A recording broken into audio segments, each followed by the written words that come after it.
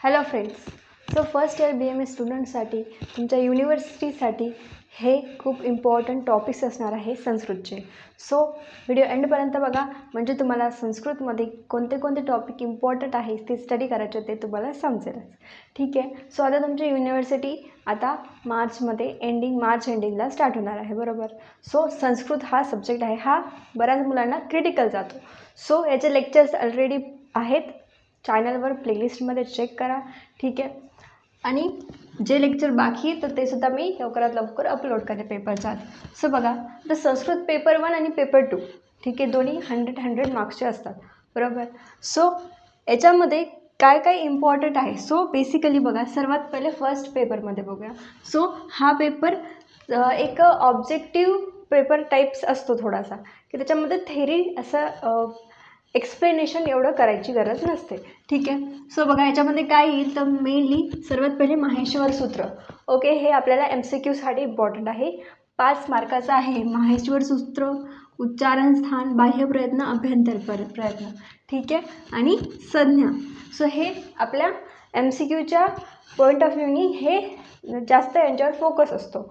ठीक आहे. म्हणून संज्ञा पूर्ण पाठ करायचे आहे, ज्या सर्व ऑल आहेत, जितके सुद्धा संज्ञा दिलेल्या आहेत त्याचे जे श्लोक आहे तर ते आपल्याला लक्षात करायचे. पाठ नाही जरी झाले तरी लक्षात करायचे आहे. ठीक आहे. कारण डायरेक्ट एक फिल इन द ब्लँक्स येते, तो श्लोक येतो संज्ञाचा एका, आणि त्याच्यामधलं तुम्हाला तिथे फिल इन द ब्लँक्स हे विचारतात MCQमध्ये. सो दॅट्स वाय ते करायचं आहे. त्यानंतर माहेश्वर सूत्र हे सुद्धा तुम्हाला विचारतात. हल प्रत्यय याच्यामधलं तुमचं किती हे वर्ण आहेत. सो असे MCQ तुम्हाला येऊ शकतात. ठीक आहे. त्यानंतर उच्चारण स्थान विचारतात, कंठ असेल, तालू असेल, याच्यामध्ये कोणतं खालीलपैकी कोणतं वर्ण येतो असा क्वेश्चन येतो MCQला. सो दॅट्स वाय हे सुद्धा इम्पॉर्टंट आहे. बाह्य प्रयत्न आणि अभ्यंतर प्रयत्न हे सुद्धा MCQसाठी इम्पॉर्टंट आहे. समजलं. त्यानंतर मेन म्हणजे आपला उपसर्ग. ठीक आहे. सो उपसर्गसुद्धा आपल्यासाठी इम्पॉर्टंट आहे, कारण उपसर्ग डायरेक्ट आपल्याला क्वेश्चन येतो 5 मार्कासाठी, की तिथे तुम्हाला डायरेक्ट उपसर्ग दिलेले असतात. ठीक आहे. सपोज हा असा उपसर्ग दिला तर ते म्हणतात की याच्यावर तुम्ही वाक्य तयार करा. मग आपल्याला इम्पॉर्टंट हे आहे की आपल्याला या सर्व उपसर्गाचे जितके दिलेले आहेत त्याचे आपल्याला सेंटेन्स ऑलरेडी बनवता आलेले पाहिजे. ठीक आहे. तुमच्याकडे तयार असतील सेंटेन्स, खूप चांगली गोष्ट. नसतील तयार तर तुम्ही मागू शकता, नोट्समध्ये माझ्या अवेलेबल आहेत सर्व उपसर्ग, सर्व अन्वयांचे सेंटेन्स. ठीक आहे. सो तिथे आपल्याला सेंटेन्स राईट करायचं आहे. आपल्या मनाने कोणतेही सेंटेन्स आपण तिथे लिहू शकतो, फक्त ते एक बरोबर स्ट्रक्चरमध्ये असावं संस्कृतच्या. ठीक आहे. काहीही लिहायला जमत नाही, आणि त्याचे आपल्याला इथे सुद्धा आउट ऑफ मार्क पडू शकतात. सो हा ऑब्जेक्टिव्ह पेपर असतो. सो दॅट्स वाय याच्यामध्ये आपल्याला आउट ऑफ सुद्धा मार्क पडू शकतो. ठीक आहे. त्यानंतर उपसर्ग झाला. त्यानंतर अव्ययमध्ये आपल्याला काय येतं, mainly fill in the blanks येतात. ठीक आहे. 5 मार्काला, की एखादी अशी हे येते आणि याच्यामध्ये आपल्याला तिथे अव्यय योग्य तो लिहायचा असतो. ठीक आहे. सो हे सुद्धा आपल्यासाठी इम्पॉर्टंट आहे, की याचा अर्थ आपल्याला समजला पाहिजे. अव्ययाचा अर्थ हा आला पाहिजे, तेव्हाच आपण तिथे रिकामी जागा लिहू शकतो. ठीक आहे. म्हणून याचा आपल्याला अर्थ समजलेला पाहिजे. म्हणून तुम्ही पेपरला जायच्या आधी त्या प्रत्येक अव्ययाचे अर्थ हे वाचून जायचे. ठीक आहे. त्यानंतर कारक. सो हा सुद्धा इम्पॉर्टंट आहे.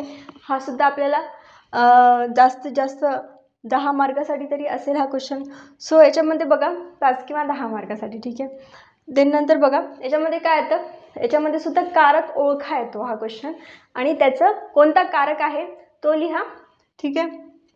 हा क्वेश्चन येतो आणि त्याची विभक्ती लिहा. ठीक आहे. मग आपले 6 कारक आहे, बरोबर. प्रथमा, द्वितीय, तृतीय, आणि नंतर षष्टी नाही आहे. ठीक आहे. षष्टी नाही आहे. सो हे झालं. सो कारकमध्ये झालं, आणि कारक इझी आहे, सर्वात इझी मला तरी कारक गेला आहे. कारण बघा कारकामध्ये आपण इझिली त्याच्या याने ओळखू शकतो, जसं सफिक्सने. ठीक आहे. की कोणता कारक असेल, जसं राम बाणीनं मारुती. ठीक आहे. सो त्याच्यामध्ये बाणेनं हे काय झालं, त्याच्यामध्ये बाणाच्या सहाय्याने, म्हणून तृतीय विभक्तीमध्ये आला. ठीक आहे. सो तसं आपल्याला तिथे लिहायचं असतं. सो इथे सुद्धा आपल्याला आउट ऑफ मार्क पडू शकतो जर तुमचा कारक नीट लक्षात असेल तर. ठीक आहे. करण कारक येतो बाणेनं मारुती. ठीक आहे. त्यानंतर संधी शिकवलेला आहे ऑलरेडी माझ्या चॅनलवर, तुम्ही बघू शकता. एकदम व्हेरी क्विक वेमध्ये शिकवलं आहे की तुम्हाला असे संधीसुद्धा तुमची रिवाईज होईल आणि तुम्हाला ते लवकर समजेल. ठीक आहे, पण तुम्ही बघू शकता चॅनलवर. ठीक आहे, संधी आपल्या जितके आपण आहे स्वरसंधी, व्यंजन संधी, ठीक आहे, ते सर्व आपल्याला तिथे विचारू शकतात. आणि कसं विचारणार आता हे आहे 15 मार्क्ससाठी. मग याच्यामध्ये 5 आणि 10 असं आहे डिव्हिजन.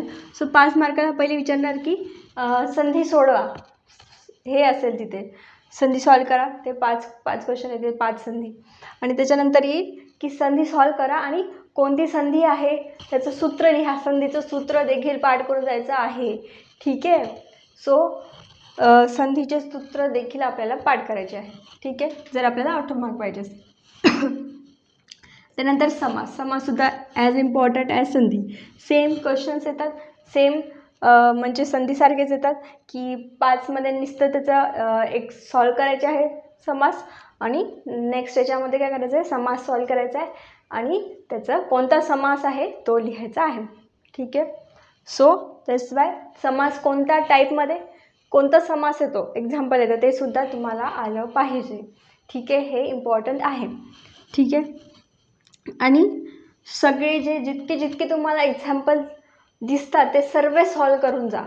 कारण तिथे गेल्यावर काही असे तिथे क्वेश्चन असतात समास आणि संधीचे, सो ते आपल्याला शब्द लवकर लक्षात येत नाही की याचा समास कोणता होईल, संधी कोणती होईल. सो दॅट्स वाय तुम्ही जितकी प्रॅक्टिस करसाल तितके तुम्हाला ते लवकर क्लिक होईल. बरोबर. त्यानंतर शब्दरूप आणि धातुरूप हे सुद्धा 5-5, 10-10 मार्काला येईल. ठीक आहे, सो याच्यामध्ये देखील कसं असतं 5-5 मार्काला की एक हे दिलेलं असेल शब्द.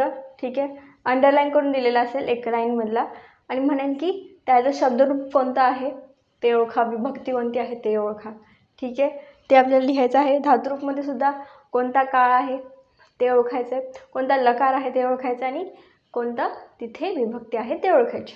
ठीक आहे, कोणता पुरुष आहे ते सुद्धा ओळखायचं आहे. सो दॅट्स वाय हे तुम्हाला पाठच पाहिजे.